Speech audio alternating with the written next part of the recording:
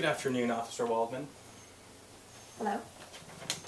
Are you familiar with Chicago Police Department Training Manual, Section 2-102.7 regarding the use of deadly force? Yes. You're very familiar with this in your line of work, correct? Yes. Is it true that it says here that the use of a firearm is supposed to be a last resort measure? Yes. Isn't it true that when you exited the vehicle and ran around the vehicle, you had already pulled your gun out of your holster, correct? I had. You were already prepared to shoot Mr. Ramirez, weren't you? If the need arose, yes. Why did you feel that there was the necessity to shoot Mr. Ramirez? Because Mr. Ramirez had a knife over my partner's head, about to stab him. Thank you. And you were 3 feet away from Mr. Ramirez at this time, weren't you? Approximately. Now, you felt that the need for deadly force was required because of the presence of this knife, correct? Yes. So would you say that, hypothetically, if in fact there was no knife, you would not have needed to use a gun, correct? Possibly not. Well, I mean, it would have been two police officers against one guy with no knife. Do you think you would have still shot him? Probably not. Are you familiar, Officer Waldman, with the incident report filed by Sergeant Sloan Thomas that was taken the night of the occurrence? Yes. Are you aware that he stated that the knife was closed? Yeah, I believe he said that. He also said that it was a locking blade, correct? Yes. Do you know what it means to have a locking blade, Officer Waldman? Yes, I do. Can you describe that to the jury, please? Well, you need to exert a little pressure on the handle for the blade to close. Would you mind demonstrating this for the court? Certainly.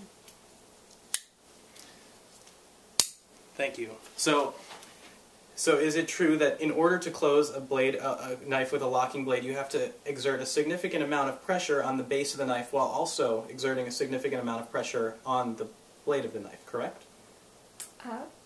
Yes. It's not something that can be done just by falling on the ground, can it? Well, the possibility exists. Is it likely, though? It's possible. Now, when Mr. Ramirez was shot, is it true that he fell immediately to the ground? Yes. So there would have been no time for him in the process of falling to the ground to have exerted such force and closed it as he was falling to the ground, correct? Well, it's possible. It's possible that after he'd been shot and blacked out while he was falling to the ground, he could have exerted enough force on both the base of the knife and the blade to have closed it while falling in midair. Well, probably not. Okay, thank you. And so do you know of any other possibility of why the knife was closed on the ground? No. Did anyone touch the knife before it was bagged for evidence? That I cannot be sure. Okay. Thank you. Now, are you familiar with the forensic police report related to the night of that incident? Yes.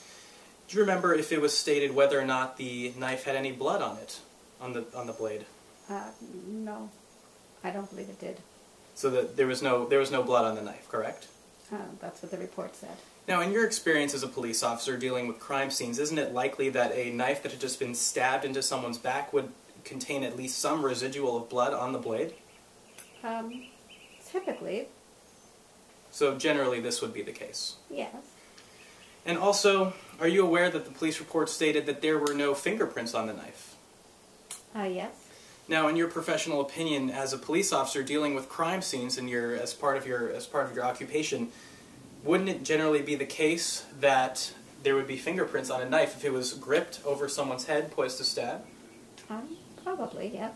Was Mr. Ramirez wearing gloves? No. So is there, and as again you said that there was nobody had touched the knife before being bagged as evidence, correct? No, but I can't be positive. But normally there would be fingerprints on the knife. Yes. Now, Officer Levy claims that he was stabbed, correct? Yes.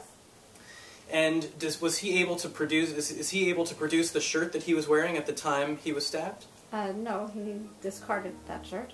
He discarded that shirt.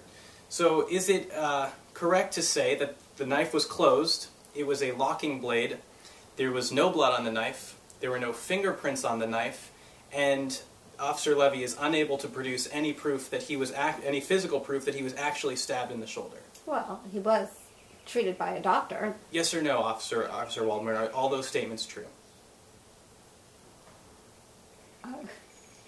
Yes. Okay, thank you. No further questions.